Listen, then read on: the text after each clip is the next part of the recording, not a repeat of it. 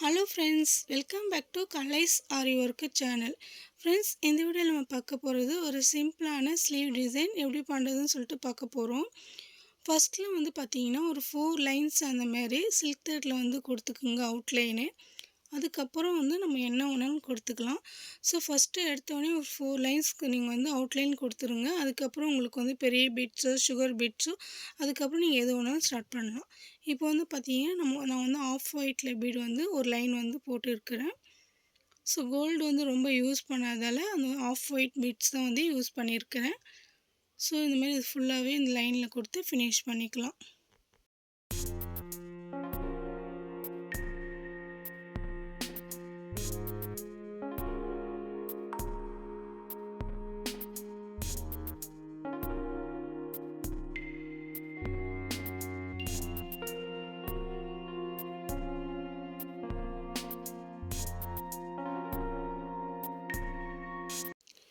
Sugar beads line finish பண்ணிவிட்டு next line start பண்ணிக்கிறேன். Next line பார்த்தீங்கன்னா 2 mm பீடு ஸ்டார்ட் பண்ணிக்கிறேன், ஒயிட் பீடு. ஸோ மோஸ்ட்லி பார்த்தீங்கன்னா white தான் கேட்டிருந்தாங்க அவங்க. ஸோ அதனால் ஒயிட் பீடு வச்சு ஃபுல் டிசைன் பண்ணியிருக்கிறோம். ஸோ அதுக்கப்புறம் பார்த்தீங்கன்னா இதில் நான் ஒரு பீடாக அந்தமாரி கொடுத்து இந்த லைனை ஃபினிஷ் பண்ணிட்டேன். செகண்ட் லைன் ஸ்டார்ட் பண்ண போகிறோம். செகண்ட்னா தேர்ட் லைனு. ஸோ நம்ம பீடில் செகண்ட் லைன் சொன்னேன். ஸோ அப்போ பார்த்தீங்கன்னா 3 mm பீடில் அதே தான் எடுத்துருக்கிறேன். ஸோ அதில் ஒரு பீடு அந்தமாதிரி தான் கொடுத்து ஃபினிஷ் பண்ணிக்கிறேன். ஸோ ஃபுல்லாகவே பார்த்தீங்கன்னா கஸ்டமர் ஒயிட் பீடு வச்சே தான் கேட்டாங்க. டிசைனும் அவங்களே காமிச்சிட்டாங்க. ஸோ அதனால் இந்த டிசைன் ரொம்ப ஈஸியாகவும் சிம்பிளாகவும் இருந்துச்சு டிசைன் பார்க்க. ஸோ நீட் ஒர்க்காக இருந்துச்சு. ஸோ பார்த்தீங்கன்னா அந்த ஒயிட் பீட்லேயே தேர்ட் லைன் வந்திருக்கிறேன். தேர்ட் லைனில் பார்த்தீங்கன்னா அதே 2 mm பீடு தான். 2 mm பீட்லேயே ஒன்று அந்தமாரி கொடுத்து ஃபினிஷ் பண்ணுங்க. ஸோ ஃபுல் அண்ட் ஃபுல் இது பார்த்தீங்கன்னா அந்த ஸ்டார்டிங் சுகர் பீடு மட்டும் ஆஃப் ஒயிட் அந்தமாரி கொடுத்தோம். ஸோ செகண்ட் பார்த்தீங்கன்னா 2 mm bead, third 3 mm bead, அதுக்கப்புறம் பார்த்தீங்கன்னா 2 mm பீடு தான்.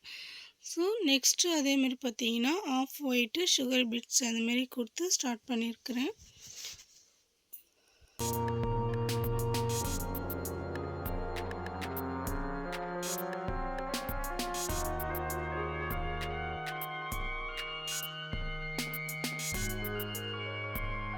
ஒன் இன்ச் அந்தமாரி மார்க் பண்ணி எடுத்துக்கிறேன்.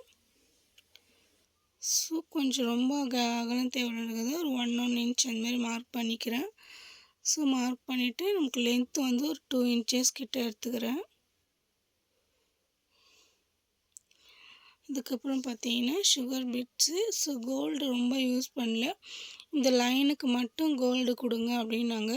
ஸோ அதனால் அதுக்கு மட்டும் கோல்டு கொடுத்துக்கிறோம். Gold colour sugar beads. So இந்தமாரி 2 பீட்ஸ் கொடுத்துட்டு அதுக்கப்புறம் எண்டு கிட்ட வரும்போது ஒயிட் பீடு 3 mm பீடு எடுத்துக்கிட்டு அதை சுற்றியும் பார்த்தீங்கன்னா ரவுண்ட் பண்ணியிருக்கிறோம். உள்ள ஒரு பீடு கொடுத்துக்குங்க, கொடுத்துட்டு லாக் போட்டுக்குங்க. நம்ம ட்விஸ்ட் பண்ணிவிட்டு கொஞ்சம் லாக் எடுக்கும்போது கொஞ்சம் லைட்டாக ட்விஸ்ட் பண்ணி கீழே அந்த நம்ம எக்ஸ்ட்ரா எடுக்கிற த்ரெட்டை கொஞ்சம் லாக் பண்ணிவிட்டு நெக்ஸ்ட்டு பார்த்தீங்கன்னா ஸோ அதே மாதிரியே ஃபஸ்ட்டு அந்த ரவுண்டை ஒயிட் பீடில் ரவுண்டு கொடுத்துக்கிறேன்.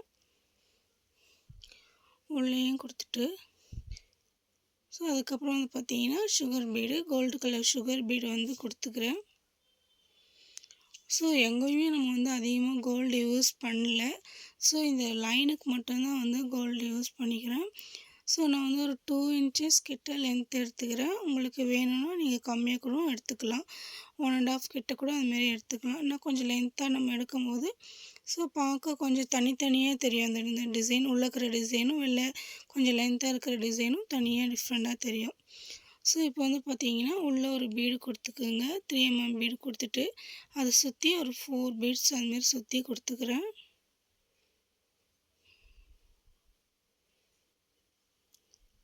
லாக் போட்டுக்கிறேன். கொஞ்சம் நம்ம லாஸ்ட்டாக அந்த எண்டு நாட் போடும்போது இப்படி ட்விஸ்ட் பண்ணிவிட்டு அந்த த்ரெட்டை நீங்கள் உள்ளுக்குள்ளே எடுத்து கொடுத்தீங்கன்னா அது அந்த லாக் வந்து நல்லா டைட்டாக நின்றுடும். அதுக்கப்புறம் நீங்கள் எவ்வளோ கீழே இழுத்தாலும் அது ரிமூவ் ஆகாது. அந்த ஊசியில் இருக்கிற த்ரெட்டை வந்து சும்மா ஒரு 2 ட்விஸ்ட்டு அதுக்கப்புறம் அந்த த்ரெட்டை வந்து உள்ளுக்குள்ளே எடுத்துட்டு கீழே வந்து லாக் கொடுங்க. அதுக்கப்புறம் நல்லா டைட்டாக நின்றுடும். ஸோ இதுமாரி சென்டரில் ஃபுல்லாகவே இந்த டிசைன்ஸ் வந்து பண்ணியிருக்கிறேன். ஸோ பாருங்கள், அதுக்கப்புறம் பார்த்தீங்கன்னா ஸ்டோன்ஸ் வந்து ஒட்டிக்கிறேன்.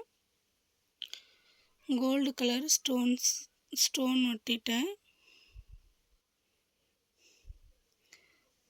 கொஞ்சம் க்ளூ நல்லாவே போட்டு விட்டுங்க, ஏன்னா இது வந்து நல்லா ரிமூவ் ஆகிடாமல் க்ளூ நல்லா போட்டு விட்டுட்டு அதை மேலே வந்து அந்த பீட்ஸில் வந்து ஸ்டோன்ஸ் வந்து கொடுத்துக்கலாம்.